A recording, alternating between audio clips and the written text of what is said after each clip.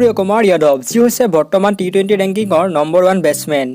বৰ্তমান বিশ্বত এনেকুৱা কোনো প্লেয়াৰ নাই যিয়ে সূৰ্যকুমাৰ যাদৱক চিনি নাপায়। বৰ্তমান সূৰ্যকুমাৰ যাদৱক 360 ডিগ্ৰী প্লেয়াৰ বুলি গণ্য কৰা হয়, কিয়নো গ্ৰাউণ্ডৰ এনেকুৱা এটা কোণ নাই য'ত সূৰ্যকুমাৰ যাদৱে শ্বট খেলিব নোৱাৰে। সূৰ্যকুমাৰ যাদৱ আনতকৈ বেলেগ হোৱাৰ মূল কাৰণটো হৈছে হাই ষ্ট্ৰাইক ৰেট। টি20 মেটছত ষ্ট্ৰাইক ৰেট বহুত মেটাৰ কৰে, যিটো সূৰ্যাৰ বাবে অতি সৰু কথা, কিয়নো সূৰ্যাৰ এভাৰেজ ষ্ট্ৰাইক ৰেট হৈছে 175+, যিটো টি20ৰ বাবে অতি যথেষ্ট, আৰু সূৰ্যাই এইটো ষ্ট্ৰাইক ৰেটেৰে প্ৰতিখন মেটছতে খেলিব পাৰে। সেইবাবে সূৰ্যকুমাৰ যাদৱ আনতকৈ পৃথক। বৰ্তমান সূৰ্যাই নতুন ৰেকৰ্ড গঢ়ি গৈছে। কালি হৈ যোৱা ছেকেণ্ড টি20 মেটছতো সূৰ্যাই 111 ৰান মাৰিছে মাত্ৰ 51টা বলত, আৰু ষ্ট্ৰাইক ৰেট আছিল 217।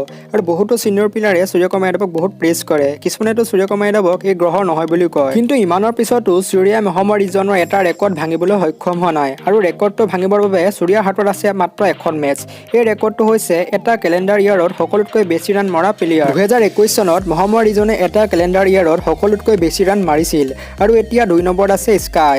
ৰিজৱানৰ এই ৰেকৰ্ডটো ভাঙিবলৈ সূৰ্যকুমাৰ যাদৱক লাগে 176 ৰান, যিটো এখন মেটছত মৰাটোৱে না কি বৰাবৰ। কিন্তু সূৰ্যাৰ এই ৰেকৰ্ডটো ভাঙিবলৈ হ'লে ক্ৰিছ গেলৰ নিচিনা এটা ইনিং খেলিব লাগিব। তেন্তে বন্ধুসকল, আপোনালোকে কি ভাবে, সূৰ্যকুমাৰ যাদৱে ৰেকৰ্ডটো ভাঙিব পাৰিবনে? আৰু কমেণ্ট কৰিবলৈ নাপাহৰিব। আৰু যদি এনেদৰে ক্ৰিকেট ভিডিঅ' বা ক্ৰিকেট ইনফৰমেশ্যন চাবলৈ মন যায় তেনে চেনেলটো এবাৰ ছাবস্ক্ৰাইব কৰিব নাপাহৰিব। তেন্তে আজিলৈ ইমানেই। টেক কেয়াৰ, পিছ, জয় আই।